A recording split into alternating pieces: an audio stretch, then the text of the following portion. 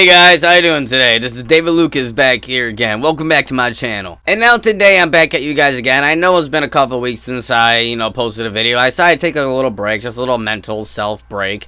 But I am back here again, don't worry. And today I'm actually coming at you guys again because it's been kind of on my mind. I've been rewatching this series a little bit. I decided, and because we got a new Spider-Man movie coming out later on this year in December, I decided, why not, let's do a full-on rewatch and review of all the Spider-Man movies. Starting out with, of course, the Sam Raimi Spider-Man movies, and then go on to the Amazing Spider-Man movies, and then I'll review the MCU Spider-Man movies, which I think I only reviewed, I believe, Far From Home. I'm not sure if I reviewed Homecoming. I have to go check back on it. But either way, I'm going to probably do a re-review of the movies.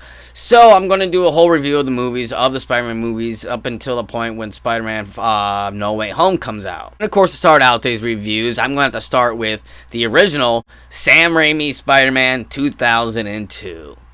Yeah, guys, Sam Raimi Spider-Man 2002. Now, a little backstory on this movie before I get on a review. Now, with my own self-experience with this movie, my own history with this movie, this was actually the very first movie I've ever seen in the movie theater, actually. The Sam Raimi Spider-Man 2002. You guys probably heard me say that on one of my on one of our podcast videos with me and Alec, in defense of.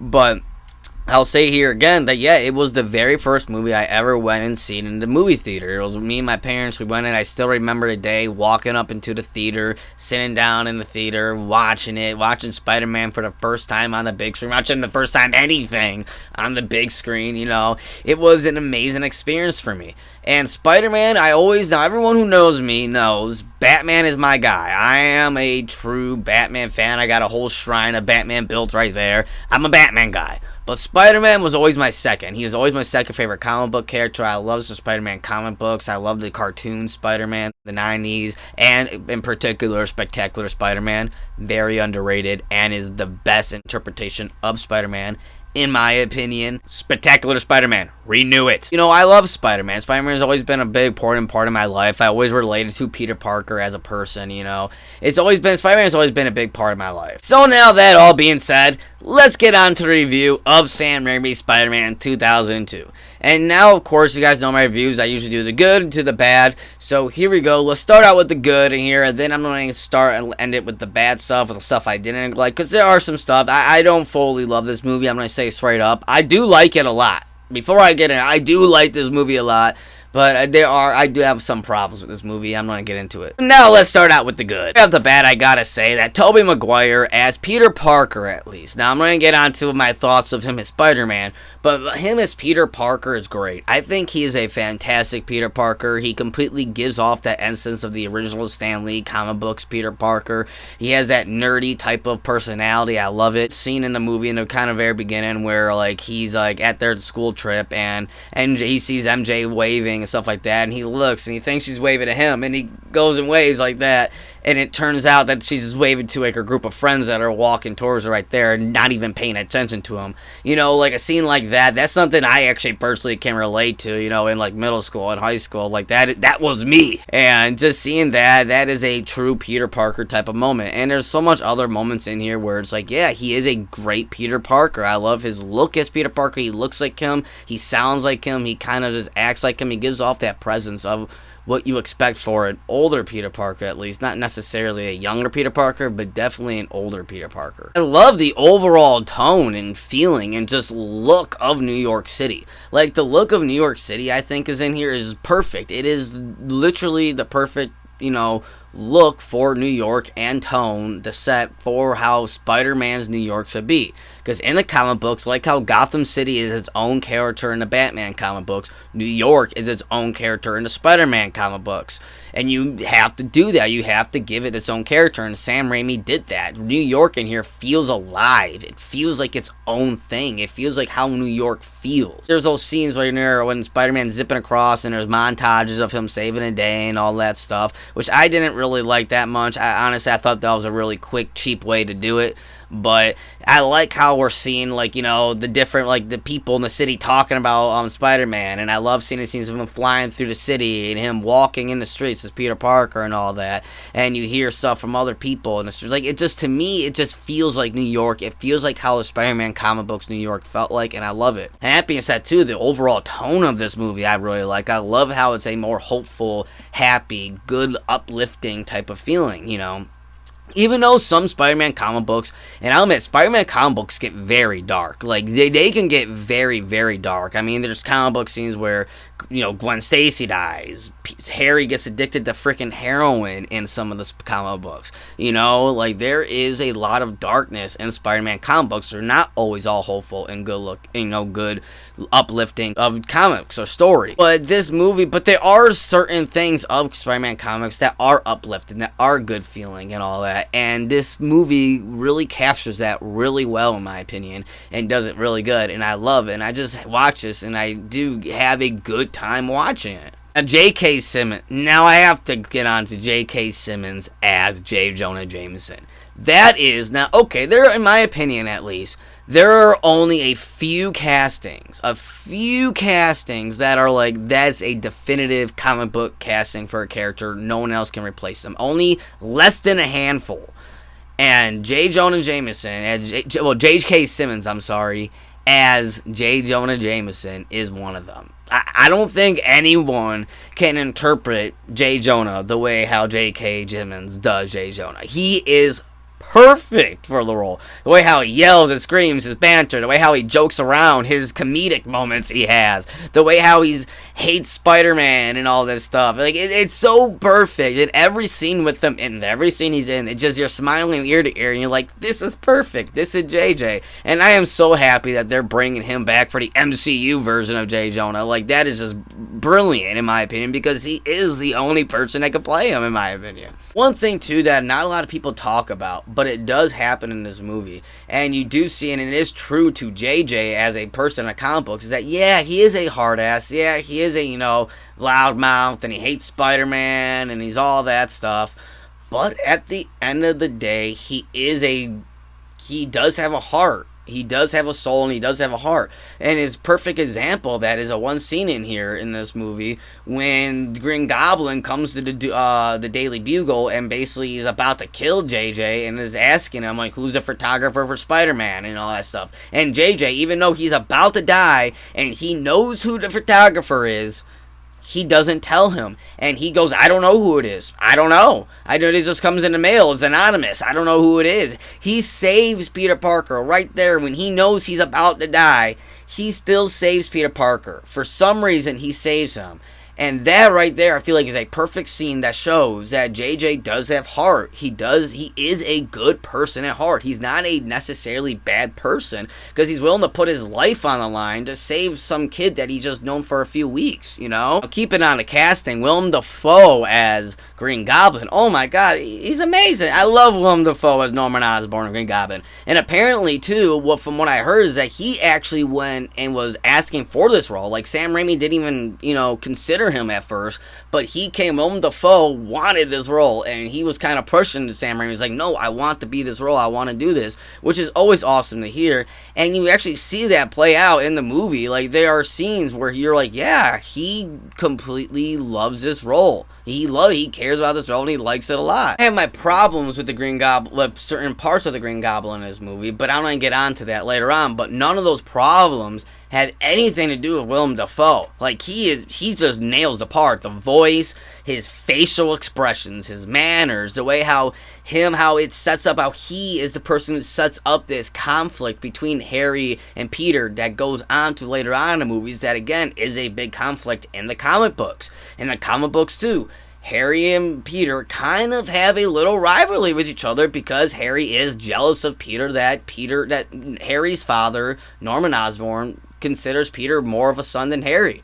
And it's really set up really well in this movie, especially in the very beginning when we see Norman and Peter meet. They shake hands and they introduce each other and they connect right there, more than what Harry and his father ever connected on. And he even says it later on in there, that you've always been like a son to me and stuff like that. So you do see that in here, and you do see that kind of conflict that is that's set in place, and it does carry on later on to the series, which I really like. So I really like that they have him in there too, with the Green Goblin, settling all that conflict that's about to, come on later on. And it just like from the comic books, again, it's a really good adaptation from the comic books, and I really like that they do that, and I appreciate that they do that. And something too that I really love in this movie, now I know in the comic books, the whole Uncle Ben, great responsibility and all that stuff, that never happened in the comic books. I'm just going to say that right up. That came later on in comic books when this movie first came out. That's when all that stuff started. But at first place, Uncle Ben wasn't as big of a character. He was a big presence. His presence was felt all throughout the comic books from the start. But him as a character wasn't really that big of a character. But in this movie, though, they really do hone in on the Uncle Ben story and the Uncle Ben dying and him giving him the great responsibility speech that is very iconic and is very awesome. And I held that whole quote in my whole life, throughout my whole life, you know what I mean? I held it all throughout my whole life, that quote, and it means so much to me. And that scene when he's with Uncle Ben and they have that fight, and then the next time he sees him, he dies.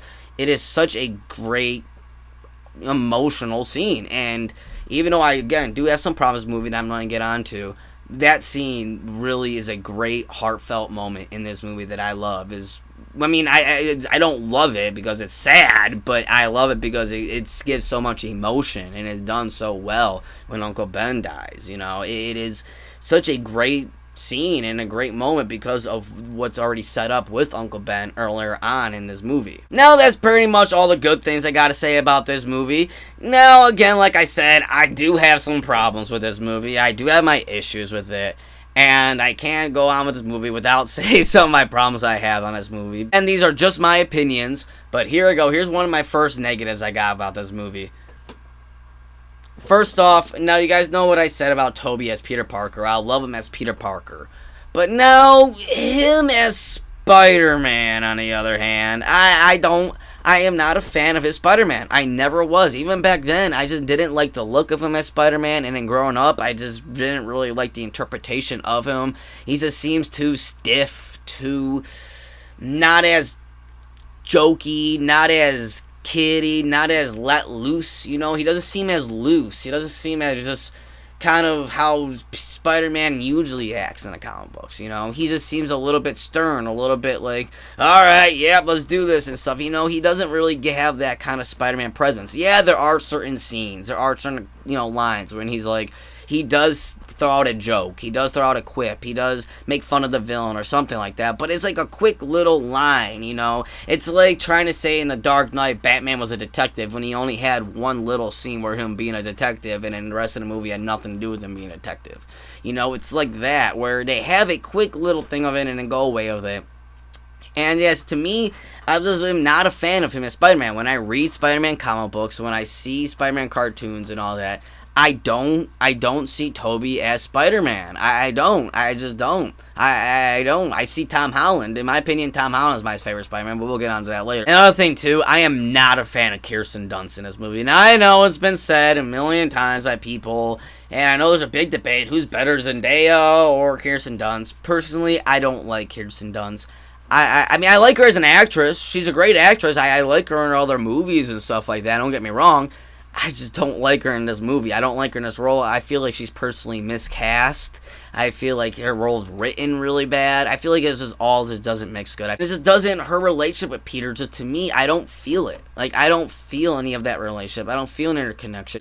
It's just, it doesn't feel like Mary Jane from the comic book. She does not represent, in my opinion, the Mary Jane I know from the comic books. At all. To me, she doesn't feel like Mary Jane at all from the comic books, and plus the relationship with her and Peter, even throughout this whole series, which I'm going to get into later on in the other reviews, just doesn't connect to me, and just doesn't, it just feels off to me, and I'm just not a fan of it, and I'm not a fan of her as Mary Jane. Another thing, too, that I gotta get on here, that I do love Willem Dafoe as Green Goblin. You guys saw me praising him and everything, but I am not a fan of the Goblin suit. I'm just not a fan of the Goblin suit. I don't like it. And yeah, I heard all the things, but it looks like a Power Ranger suit, whatever. I don't think it necessarily looks like a Power Ranger suit. It just, to me, it just, looks lame. It just looks kind of lame. That's the best way I could put it. It just looks really lame. Even back then, I remember seeing it, and I always would prefer to get the cartoon version of Green Goblin suit when we're wearing the purple and green, and he has like the actual like face and all. And I feel like Willem Dafoe could have done that. I feel like he could have done that perfectly with his facial expressions that he does later on in this movie when he's looking at the mirror and stuff like that. He could have easily have pulled off like a rubber mask type of, you know, Green Goblin suit, I feel like. And from what I've seen, they actually did try that, and they were about to use that, but they decided to go with the mechanical suit instead, which I don't know why. But I feel like it takes so much away from the emotion of the character, because it's just wearing a mask, and you're not seeing actual Dafoe talk. Like, there are certain scenes, though, that I do like of him wearing a costume, where you see his eyes, and especially that scene at the end when he's talking about how he's going to kill Mary Jane, how he's going to finish her nice and slow, and you actually see his teeth. You actually see his mouth move. You see the rage, the evil in his eyes. That I liked. That I loved. That is what I want to see more of, but we don't see much of that. That's really the only time we really see any of that, and then it's kind of a downer to me. Another thing, too, I am not a fan of the organic web. I know so much people are realistic, how it makes it feel more realistic, and what it would be like to get a spider's powers, and I get that, and I understand that, but to me, as a comic book purist, I prefer the, you know, the webs that he makes, the mechanical webs that he makes and puts on his ears. I feel like it adds more stakes, I feel like it adds more depth, I feel like that, in my opinion, I feel like that is more realistic than organic webs. That's why I feel like organic webs is making it more comic booky than what Stan Lee intended it to be. And that is just my opinion. I feel like the other webs, the, you know, mechanical web shooters that he makes, I think those are more realistic. One last complaint that I do got of this movie is that I gotta say that it does bother me, and I know it's another thing that's been said millions of times, but it bothers me. Is that everybody looks like they're so old. They're like at least 26 or 30 in this movie, and they're supposed to be seniors in high school, and I always find it funny, and even as a kid, I always was really confused that their teacher, in the very beginning, looks exactly the same age as all of them, but yet he's their teacher. And I never understood that at all. Like, Flash looks older than his teacher. And I always just felt like that was really weird, how everybody looks just so old in this movie, and it's kind of, yeah, it's just really weird to me. I don't like it. I like my Spider-Man to start out young and then see him progress to become old and to become an adult and stuff. That's how I like to see Spider-Man. Now, with that all being said, guys, my overall opinion on Spider-Man 2002 is that Spider-Man 2002 is a great, uplifting, feel-good type of movie. It doesn't disrespect the comic books, really. It does really stay true to the comic books, and it does add on to the comic books in certain ways. And Tobey Maguire as Peter Parker is great. I'm not that much of a fan of him as Spider-Man. His Spider-Man is kind of lackluster to me, but I am a fan of his Peter Parker. I love Willem Dafoe in this. I love the conflict that it sets up with James Franco's Harry and Peter, that with their rivalry that ends up coming in later on in the series. I don't like the relationship with Mary Jane and Peter. I don't even like Kirsten Dunst as Mary Jane. I'm just not a fan of her writing or anything to do with her. Not that big of a fan of the organic webs. But at the end of the day, you know, it is a feel-good, uplifting type of movie that I personally have a lot of memories and a lot of good, you know, memories with. And it was my very first experience to the movie theater. It was what introduced me to the theater, to the big screen, and all that stuff. It is definitely one of the movies like Star Wars and the comic books and all that really, and Goodfellas even, that really got me started into film and got my love kicked in the film was this movie. So for that, this movie will always have a good, you know, precious spot in my heart. I do have my problems with it, and I can't be blinded by nostalgia because I do have issues with the movie. But at the end of the day, I do love this movie, and I will watch it whenever because it's a special movie in my heart. Spider-Man 2002, Sam Raimi's, I'm going to have to give it 7 out of 10. Yeah, guys, a 7 out of 10. Again, I can't be blinded by nostalgia, but at the end of the day, that's still a good scoring, I think. And I think I do really love this movie a lot. And again, I'll watch this movie any day, anytime, anywhere. It's a special place in my heart. It brings me back to the good memories and everything. So let me know down in your comment section below, and let me know your thoughts on Spider-Man 2002. Do you guys love it? Do you not like it? Are you a big fan of it? Did you grow up with this movie like how I did? Are you one of the age group that grew up with this movie like I did? Let me know down in the comment section below, and let me know your thoughts. Of course, if you liked this video, make sure you subscribe to this channel and give me a like. It really helps me out. It helps this channel grow, and I really appreciate it. And until next time, guys, we'll see you later.